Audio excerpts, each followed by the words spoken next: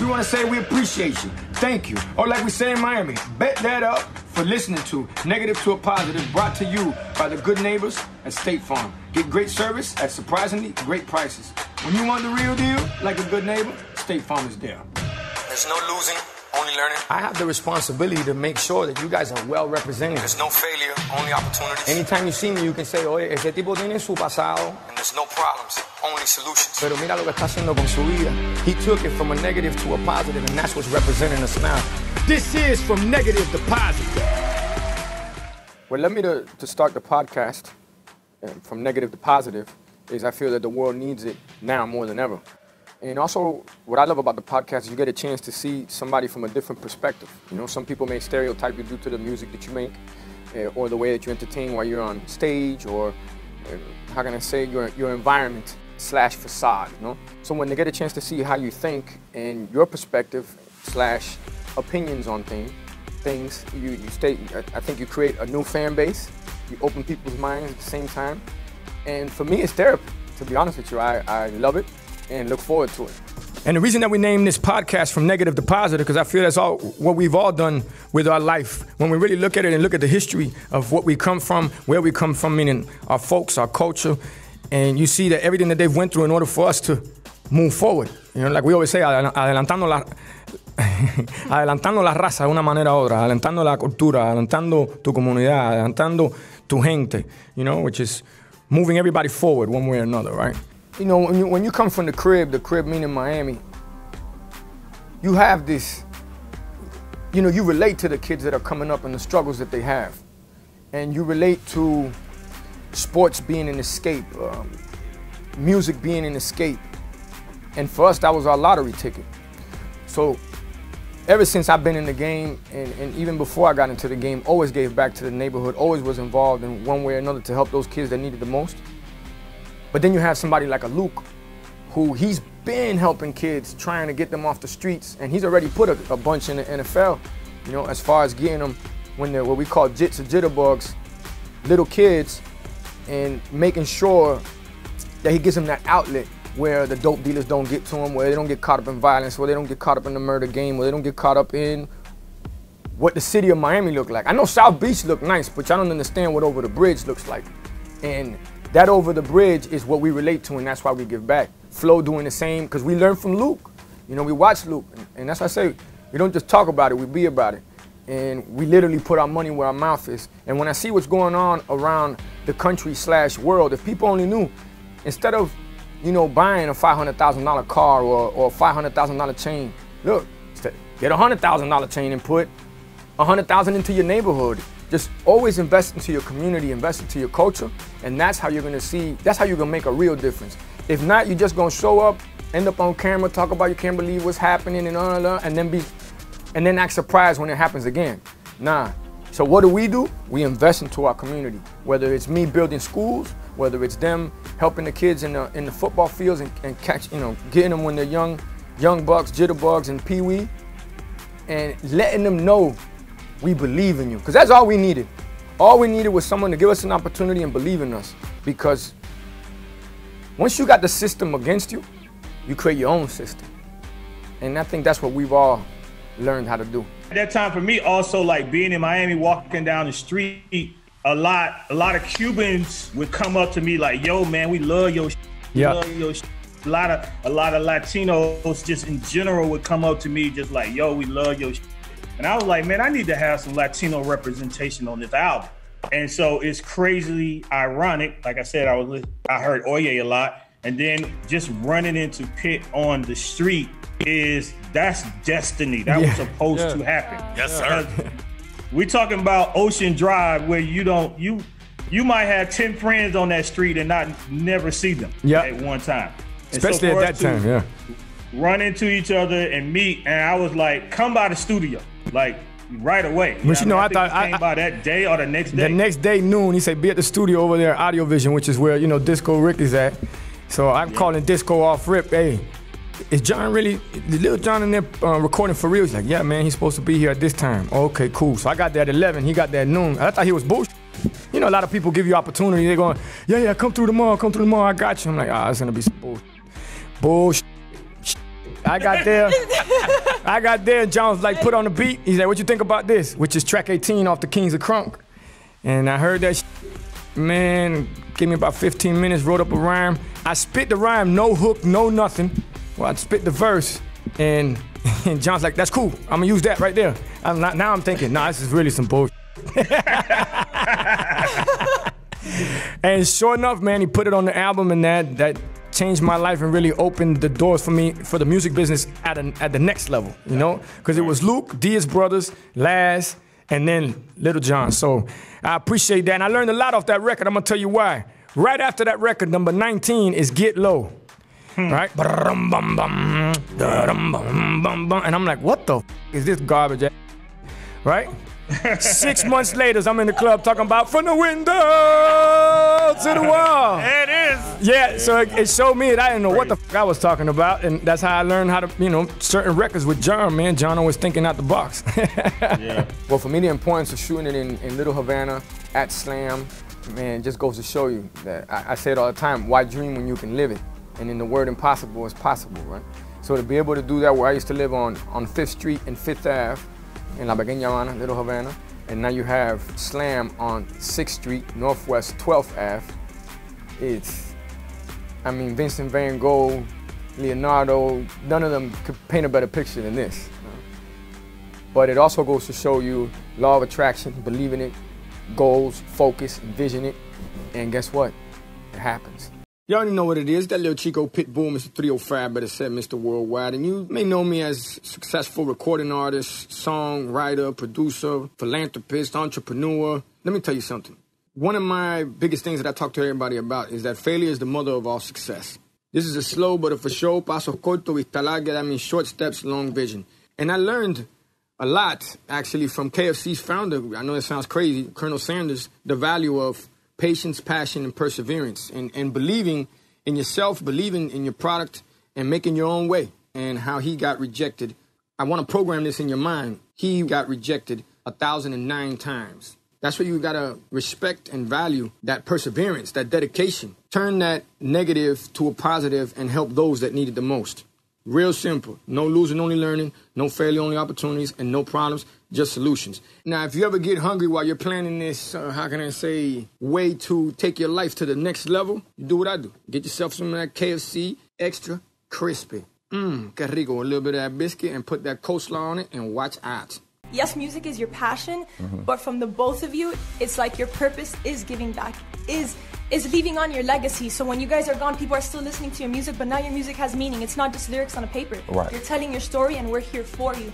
You know, so what you're doing, what you're doing with these kids, with your football league, and what you're doing with these kids with this school, it's which we need to bring that together, by the way. Yes, definitely. And it's just so amazing to see how you guys have reached a point in your life where you took that negative situation from birth, whether it was your childhood trauma, whether it was just an overall upbringing, and turned it positive not only for you guys, but for the community as well. You know, so that's like a big thank you on behalf of us and you guys having that transformation in your life. And many people might not come up to you and show you that appreciation, but know that it is appreciated in a scale higher than anyone can understand. And when your football kids make it to the league, that's when you're going to be like, all right. And even if they don't, you created that foundation of a man and given them that opportunity to grow into who they need to be. Well, it's crazy. It has happened. You know, as far as has any of the kids on your side gone to the league already? Well, a couple, and as well as, you know, because I know Luke too. You know, Luke had a couple already. Well, he had a gang of them already go. But I remember when he started on the same thing, and I used to be every Christmas at Charles Hadley Park. You know, making sure the kids would get what they need, and then it was Roberto Clemente, and I'd be down in Ghouls with Trick, making that happen also. But just to see those kids they used to hand a bike to, or used to hand anything, a turkey to, and now you see them in the league bringing it back, you're going, oh, shit. It's a blessing. It was due to that platform. It was due to what y'all boys doing right now, you know? And now they're motivated and inspired to do the same thing that we've done, you know? But I think early on, you know, the both of us and anyone that's successful, you know, after you go through life's experience, you understand that delay is not denial, you know. And when it comes down to me and yourself, the reason why we're able to appeal to such a broad audience is because when it came to battling, when it came to just growing up in Miami, we were fortunate to have a gumbo of different cultures. Yes, so sir. The versatility that we have has given us that platform to be able to reach different people.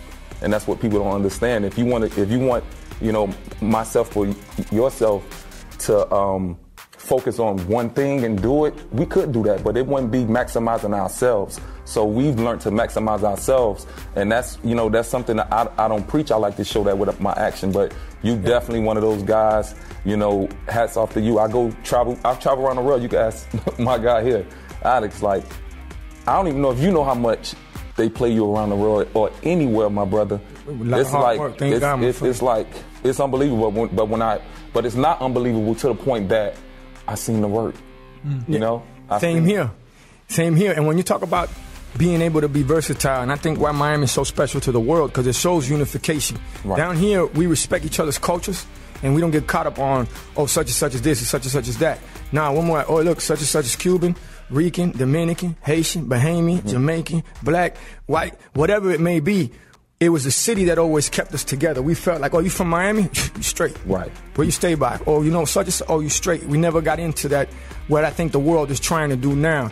And through music, me and you especially, we found a way to unify. But I think that Miami being such a young city in the world's eyes, we have so much history and we've done so much, whether it be from, I go back to street game, entertainment, music game, sports, you know? And you're a major part of that. Hey man, I appreciate it. I mean, the thing what people don't realize about Miami, people don't realize that, you know, Miami is just like you say, Miami is a straight hustle. Everybody in Miami is on a hustle. You know, a lot of people, the conception of Miami being the South is a totally misconception. It's a melting pot of Caribbean people, you know, people from Latin countries, people from the Caribbeans, and everybody, if you know anything about all of us, that comes from all of these different islands. You know, my parents, you know, Jamaican and Bahamian and great-great-great-grandmama Cuban, and daddy meet mama in Cuba, and that's how they linked up, and obviously that's how I ended up here. And you know, everybody here is on the straight hustle. Yeah. And they get down here and they think, oh, we're going to the South, and these dudes is Bama down there, and they don't know no better. We can kind of come down there and take advantage of the situation. And then they get hit with too much game because the girls take them for a ride. That's the first one. And before you know it, they dust them off and they send them back either on crack and they had to go back to where they came from and they're broke. And then they be like, oh man, what really happened down here? You know, it was real fast when we thought it was really slow. Yeah. And at the end of the day, we are, you know, we always talk about in the music business, breakout markets. We are a breakout market. And so whatever can happen here can happen anywhere in the world. So if there's a Pitbull that breaks out in Miami, he basically can break out anywhere around the world. If there's a DJ Laz, I remember Laz, you know, Laz was more hotter than in Texas and California because he was from Miami back in the days. Like, where you at, Laz? Oh man, I'm in Texas. Oh, I'm in El Paso. Oh, I'm all over the place. So it was like, you know, it's a breakout market, whether it's Latin or black or whatever it may be, and we are well respected around the world. 2020 to me, you know, I've been saying it in goals, 2020 is the year of clear vision. If you don't see things clear after this, then my friend, you're just blind, literally, right? 2020, I tell people all the time, it's been a blessing in disguise. If you really want to look at it from a very optimistic standpoint, for the world alone, for Earth alone, it's been a blessing. It's, you know, Mother Nature needed time to breathe, let's just say a little bit at least. But for me, I always tell people, God closes the door to open a window with a beautiful view. And that's what 2020 did. It led me to the podcast. And no, I wouldn't have been doing this if it wasn't for what, you know, how 2020 pumped the brakes on everybody. But what do? Survival of the fittest. You reinvent, you repivot, you challenge yourself, and you take on new challenges. And that to me is what a leader is all about. In 2020, we're leading by example. And we're taking exactly what the name of the podcast is, from a negative to a positive. Now, negative to positive, you know, we talk about success, what goes into it, what it takes. So part of that is making sure that you're on top of your financial game. You got to be on top of your financial game. And that's where NetSuite comes in. You pay for these programs and it really doesn't give you the information that you need when you need it. Now, when you upgrade the NetSuite by Oracle, you're in business with the world's #1 cloud business system. whether you're crushing $1 million or hundreds of millions in revenue. NetSuite lets you see what's going on. It gives you what you need when you're driving a business, visibility and control over everything you got going on financially, HR, inventory, e-commerce, and more. Everything you need all in one place. You need to get down with a product tour at netsuite.com/pitbull. That's right, PITBULL. NetSuite will show you how they'll benefit your business, how they'll help you out in your business, how you knock it out the park in your business with a free product tour at netsuite.com/pitbull. Y ahora sí, ya tú sabes la jugada. Schedule your free product tour right now at netsuite.com/pitbull. Dale que tú puedes. That's what it's about, right? Negative to positive, but more than anything, reinventing yourself, pivoting. That's what we've always done. That's why we've always found a way to survive in the game. And especially in this day and age, it's survival of the fittest, let's just say. Right. Which is, it reminds me of another story because I think you're one of the only people to have a record go #1 with no video ever shot on that. And that record, we all know which one it is, which is Lovers and Friends. Yeah. You know, I think y'all should just get together and shoot a video anyway now, right? Well, y'all look we the talked same. about that. We had a lot of conversations about that. Well, as far as the people that we're sharing the podcast with, one of them being White Shadow, Paul Blair, amazing producer / DJ, and someone that I'm working on the new album called Timeless with. We were just talking and say, hey man, it'd be great if you jump on and for a couple of episodes. As far as Jenny Valdez, she is someone that's been on the road with me now for close to 5 years and a part of the dance team, which is called TMBO, the Most Bad Ones. And she is someone that has been wanting to do this. I see her hustle, I see her drive, I see her grind, I respect it, and I just felt it was a great opportunity for her, the same way that others have given me an opportunity. And as far as Laz, I mean, Laz is my uncle. And he's someone that I wouldn't be here having this conversation if it wasn't for him. I wouldn't have the kind of musical career if it wasn't for him. Someone that believed in me very early on in my career, but at the same time was straight up, was real, and spoke to me bluntly, and made me take my music to the next level. It wasn't just somebody as a yes man. I would take him records. He'd say, yeah, this is cool, Chico, but this ain't gonna cut it. And until we got to the right one, which by the way happened to be Oye. So this is what better way than paying this forward to be able to do this together. And the funny thing is now it's like I'm doing Laz's job. You know, you got White Shadow over here, the Grammy Award winning producer, man of the world. That's what we call him. Man of the world. All day. I'm working on it. You got Jenny V. You know, she be on the road with us putting in work. Yep. And now we're giving her an opportunity the same way that Luke and everybody else gave us an opportunity, and obviously DJ Laz that opened the doors for a lot of us. Yeah. So Flo, I mean, the first 3 guests, why they're so important to me is because 2 of them I wouldn't be here without. One is Uncle Luke, Luther Campbell from 2 Live Crew. The other is Little John, who taught me how to make records, arrange them, how to put them in a way where you know how the crowd is either gonna jump, scream, chant, shout to certain parts in the record, create that emotion. And then Flow Riders, because we came up at the same time in Miami. Why does it make sense with the podcast? Because all of our lives have been from a negative to a positive. When you speak to someone like Luther Campbell, there wouldn't be Miami without Luke. Luke helped build dynasties such as UM. Luke helped build Miami Heat to a certain extent, Miami Dolphins, anything that moves in Miami. When it comes to music, clearly, I wouldn't be here, Trick wouldn't be here, Trina wouldn't be here, Rick wouldn't be here, Khaled wouldn't be here, Irie, Laz, Flo, all of us owe our careers and the kind of love that we got for our city, you know, Dade County 305, Miami, the bottom, Magic City, to Luke. And he's somebody that took his life, like I said before, from a negative to a positive, but he's a fighter. He's an underdog. He's a hustler, he's a go-getter, he's a mover, he's a shaker. He went to the Supreme Court and fought for the First Amendment. And in these times, a lot of people talk a good game, but they ain't willing to fight, you know? And in one of the neighborhoods I grew up here in Miami, it's called Wynwood. They say, don't talk about it, be about it. And a lot of people out there ain't being about it right now, so they need to hear from somebody like a Luke.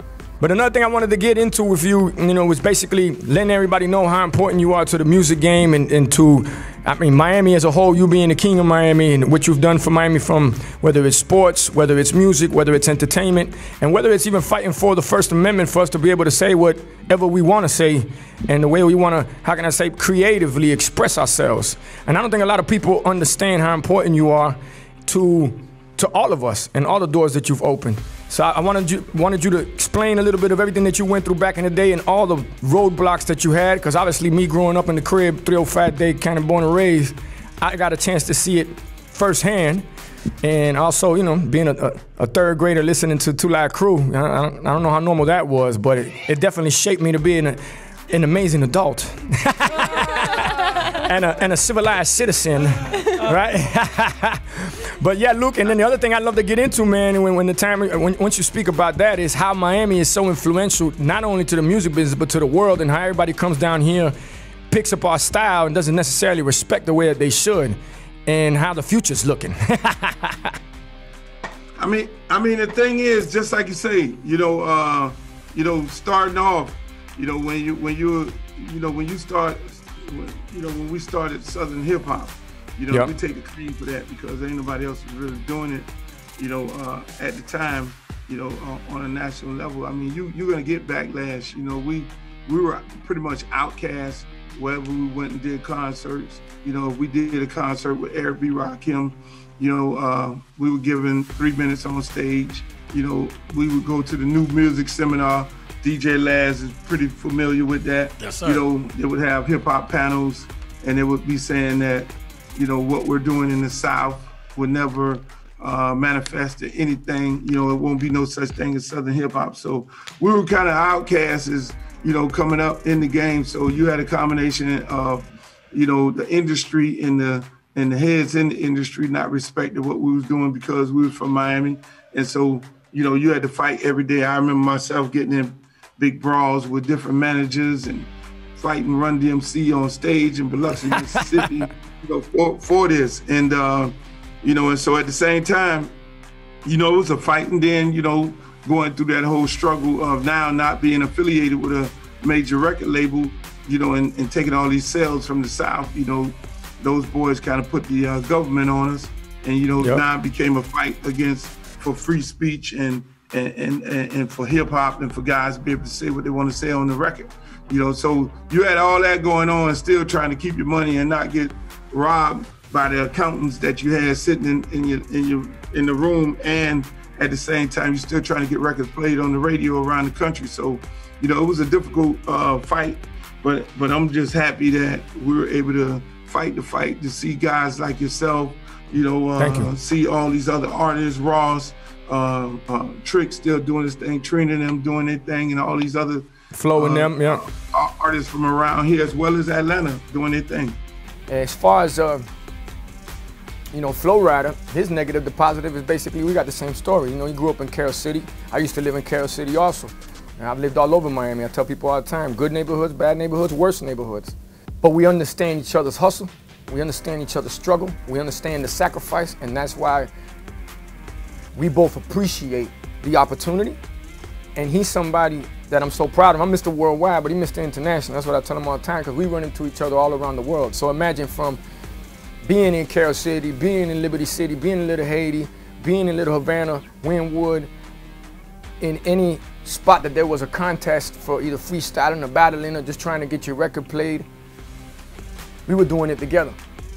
So I'm very, very proud of him, and that's why I feel that people need to see the way that we're united down here, especially in the music industry, in the rap game, where people feel that they want to divide and conquer. And that's not how you get ahead, not in the game and not in life.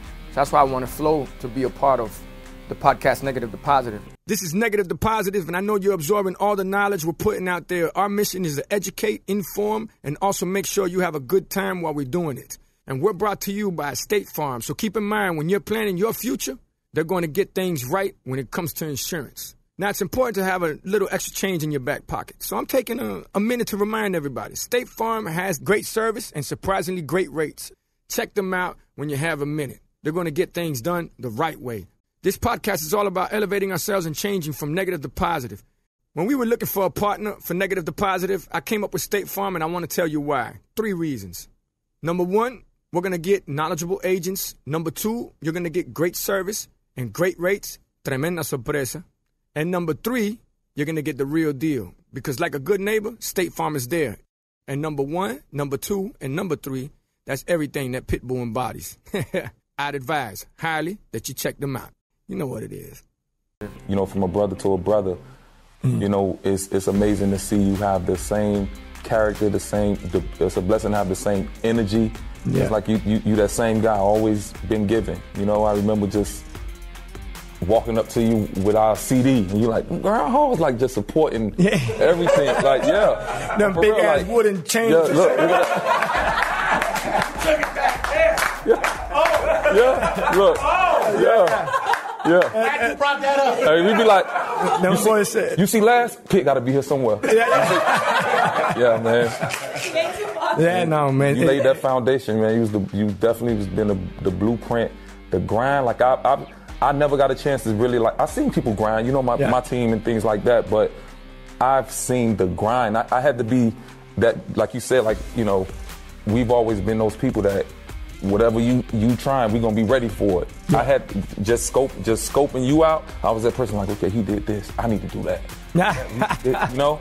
So hey, same here, man. You see the same person, man. It's just and it's just the beginning. On the next level of being a giver is. I appreciate it. And now we're gonna do the same thing in the spirits business, which, you know, we're gonna hit a lick with that one way or another. And the other thing too is that no matter how much bread we make, dog, we can't take it with us. No matter how many houses, cars, whatever we acquire, can't take it with us. Even the pharaohs of Egypt couldn't figure that shit out, you know. And they created mazes in pyramids that we still haven't figured out and still got robbed. So with that said, anything we make is always to give back, dog. Especially to the Crib 305. And if you do it here, you lead by example. That's right. Others hopefully will do it in their neighborhoods, because that's really what we need to happen here in the United States of America, for people, instead of, oh, you know, I don't know what happened around here. Well, what happened? Nobody's pumping in the fucking neighborhood. Nobody's investing in the neighborhood. Nobody's teaching them like, hey, we believe in y'all. Here's an opportunity. Right. And teaching them like, hey, man, we could go to the next level. As far as Little John's a fighter. Little John, nobody believed in him. He came in the game as a DJ, from a DJ to A&R, So Def, to creating a crunk movement that everybody was laughing at John at first. Man, what are you crazy? This will never work. And then John became the biggest artist, the biggest producer, and one of the biggest brands ever in the music industry. And to be able to watch that rise and be right there and learn from him is priceless. These are things that University of Harvard, Yale, Berkeley, MIT, they can't teach this kind of shit. This is something that you got to live. So for them to be a part of this, it goes to show the whole world that anytime I say something, anytime I speak about something, as crazy as it may sound, it checks out. And in this day and age that's all about instant gratification and, in layman terms, bullshit, we need it more than ever. History in the making right here, folks. Reporting live from the 305, straight to the ATS, shouted with the king of crunk himself, Lil Jon, Lil Jizzle. Hey. Okay. You like that or what? That was pretty good, right? No. That was terrible. Straight up. All right, let me try again then. It was okay. Yeah, that was horrible. That was horrible. Oh, yeah, that was horrible. Okay. Well, give me one, man. Okay. Okay. Yeah, he won it. You're never gonna beat that. That's like boxing with God, right? Right? You're never gonna win. You're never gonna win. Oh man, Little John, what they do, what they don't, what it is, what it ain't. To the kids watching this podcast, most important thing that they walk away from social media. Bottom line, utilize technology. Don't let it use you. Forget about followers and likes. Forget about what people say on the internet. When people say, oh, they're bullying me on the internet, turn it off. Delete it. Don't look at it. If you have something in your hand that gives you access to the world, then access the world. Meaning, look at positive things, or learn. If you're constantly on, you know, Twitter, Snapchat, TikTok, Instagram, whatever it is out there, you know what's crazy is we have a saying, and I'm sure you've heard this saying before: don't get high off your own supply. And I guarantee you, everybody that owns those platforms are not on those platforms. Okay, so therefore, not only are they not on the platforms, their kids are not on that platform. But yet the kids out there are the ones that are making these guys billions of dollars. So utilize technology, don't let it use you, is the biggest advice I can give this generation, because they feel like they know it all, and I swear to God, they don't know shit. And what I mean by that is this: in your phone, you can Google anything. You got your GPS, you can look up anybody's number, right? But the minute I take away your phone, how you gonna get where you need to go? How you gonna call who you need to get in touch with? How you gonna know anything if you're dependent on your phone, right? So utilize technology, don't let it use you. Phones get smarter, TVs get smarter, cars get smarter, speaker get smarter, we get dumber. Generation, listen to me. Utilize technology, don't let it use you. You know, one thing that we don't talk about enough in the Latino community, or in any community, to be honest with you, is just mental health. That's why I think that the work that they do at Talkspace is so important. It's important to get things off your chest. It's important to communicate. Bottom line, communication is the key to success. I tell people all the time. What they're doing at Talkspace is providing a solution for treating anxiety, for treating depression, treating substance abuse, for treating trauma, relationship issues, food and eating disorders. And especially in these times with everything that just went down, you're going to need this more than ever. Remember, with Talkspace, if you want to reach out and get a response from someone, you don't have to wait a week. Nah, you don't have to do that. Message your therapist, get responses fast and efficient, or like we say, right quick. Everyone needs somebody to talk to sometimes. When things are getting a little hard to handle, and with Talkspace, you're able to find that support. With Talkspace, you can match up with your perfect therapist that can advise you with what's going on in your life. For everybody listening to Negative to Positive, there's a special offer right now on Talkspace. Just use promo code PITBULL and you will get $100 off your first month, which is important in helping make the changes that you want to make. Just use promo code PITBULL and you will get $100 off your first month. We just fight in Miami. We underdogs, baby. That's all we know how to do is fight. Yeah, and I mean, honestly, like, I don't think people comprehend, like, when you talk about what you've done for the world, not just hip hop. Like, a lot of people that are in hip hop, you know, you got cut out because you were rap. You know, you took this shit all the way to the highest court in the United States of America. Yeah. And won. But like, that aside, I know a lot of people that, like, they get told no by the record label and they go home and sit on their ass for the next 2 months. You know what I mean? Complaining about how the record labels are taking them. Oh, you shelved me over here, blah, blah. And they sit there and cry about it. You literally took it from the street all the way to the highest court in the land. And I feel like that kind of... And won. Yeah, and won. And that kind of drive... That's the most important part. That kind of drive is just unexplainable a lot of times to younger kids today, and like, it's a blessing for me to sit here and talk to you, just because it changed my life completely. You know, me too. And so many people's lives. Yeah, so fighters, grinders, that movers, grind, shakers, insane to me. I think that's the Miami hustle that you don't get from a lot of different places. Nah, when you come from Miami, you run circles around people in other places. Why'd you do it? Why did you take that as far as you took it? What's your reason? What you know, I looked at the big picture. You know, again, that whole can't thing, you know, and saying, okay, we're gonna take your record off the shelf. So they took the record. It was two cases where people kind of probably it was two different cases for two different things. One, there was a case where they took the record off the shelf, and the federal judge Gonzalez out of Broward County deemed the album obscene, nasty as they want to be. That was one case. I eventually I had to get that case overturned, because if I didn't get that overturned, then anybody saying any explicit lyrics on a record, there would have been precedent set that any other record after that would have been, you know, Megan Thee Stallion and Lil Kim or anybody cussing on the record. Those records, they could have took them off the shelf because there would have been case law on the books that they could use against any artist coming behind us. So that was one major thing that kind of get overshadowed by the Supreme Court. Now, the Supreme Court was a parody case where the parody was protected by the First Amendment and satire, which we was doing. So if we didn't win that case, then what you see on Saturday Night Live and all the comedians making fun of people, you know, imitating people, you wouldn't have been able, they wouldn't have been able to do that. So it was two things going on at the same time with it directly affect the industry. And then they use that case right now for internet, which is intellectual property. That's the number one case being used for people to be able, Google and everybody to be able to use content from the web right now. So wow. Those are two, both of them are major, but for the industry itself, you know, if I didn't get all those things overturned, then it would stay there. I mean, again, just, you know, why did I do it? I actually spent millions and millions of dollars fighting 2 different cases that I did not have to fight. You know, I went to jail for one because I was just making a stance, but it wasn't a situation where, okay, whether you're going to go to jail or not.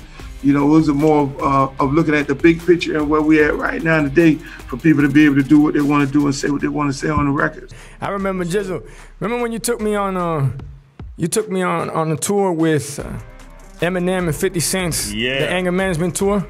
Yeah, man, crazy. So John would bring on the whole, the ghetto speakers that we would basically use in the block party. and at that time, the hottest thing was 50. At that time, 50, G-Unit, and obviously Eminem, he will forever be, my soul's 50. But so I'm very blessed to be on this tour. I had about maybe like 45 seconds or a minute and a half on stage that he allowed me to spit a rhyme or a verse.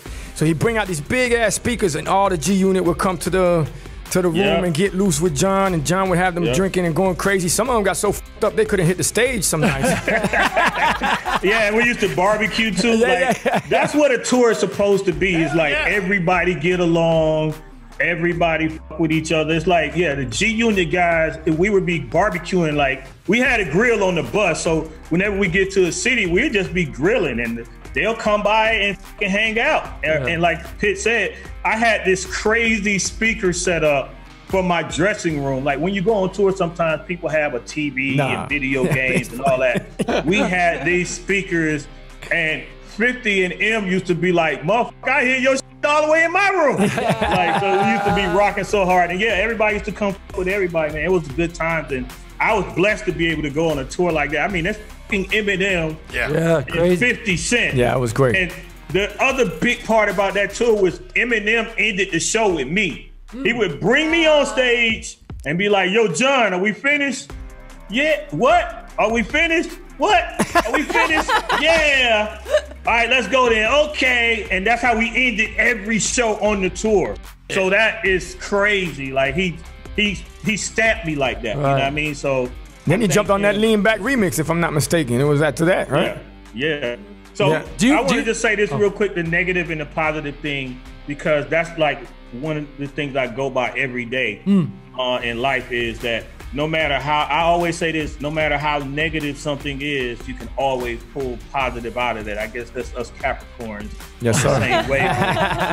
But that's just how I live my life. No matter how tough the situation is, it's always some positive you can pull from that. And if everybody out there that can hear my voice and see our faces and so on and so forth goes by that, you'll always be able to come out of whatever you're going through and move forward in a positive way. Oh man, well, I mean, what the fans can look forward to is what I look forward to. I mean, I'm excited about doing every interview so they can see another piece of my life. And I want them to understand that instant gratification does not exist. This is all hard work. This is not by default, this is by design. Why? Because we believe in ourselves, invest in ourselves. And to me, living is giving. And we're constantly giving back to motivate and inspire people out there. Like, hey man, no matter what life looks like, every day above ground is a great day. As long as you're breathing, baby, we moving forward. And that's what excites me to do every episode, so they can see a little piece of my life through other people's eyes. And those people share those stories where, you know, Pac has a great line, man, he rest in peace, rest in paradise. He says, I'm not the one that's gonna change the world, but I'm the mind that's gonna spark the mind of the one that's gonna change the world. And that's what Negative to Positive, the podcast, is about. And you know, what I love about the podcast also, it reminds me of music. Music is a universal language. It brings everybody together. It has no limits, no barriers, no borders, no boundaries. And that to me is what this podcast is about. So the guest that we're gonna have is gonna be exactly how I grew up in Miami. Miami is a melting pot, you know? And we're gonna have From Your Flow, Little John Luke, where you're gonna have Enrique Iglesias, you'll have politicians, you'll have Nobel Peace Prize winners, you'll have motivational speakers such as, or coaches, life coaches such as Tony Robbins.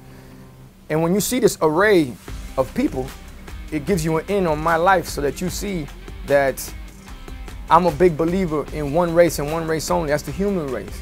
We all bleed the same blood, breathe the same air, and put our pants on one leg at a time. And you're gonna see that through all the guests that are gonna come on the show that the podcast will literally be the universal language on how to take your life from a negative to a positive. And I always say, if it wasn't for the fans, if it wasn't for them supporting me for 20 years in the game, I wouldn't be here. Always thank God, but always to the fans. If it wasn't for y'all, there'd be no Pitbull. I appreciate y'all more than you know. I say it because it's the truth. We want to say we appreciate you. Thank you. Or like we say in Miami, bet that up for listening to Negative to a Positive, brought to you by the good neighbors at State Farm. Get great service at surprisingly great prices. When you want the real deal, like a good neighbor, State Farm is there. There's no losing, only learning. I have the responsibility to make sure that you guys are well represented. There's no failure, only opportunities. Anytime you see me, you can say, oye, ese tipo tiene su pasado. And there's no problems, only solutions. Pero mira lo que está haciendo con su vida. He took it from a negative to a positive, and that's what's representing us now. This is From Negative to Positive.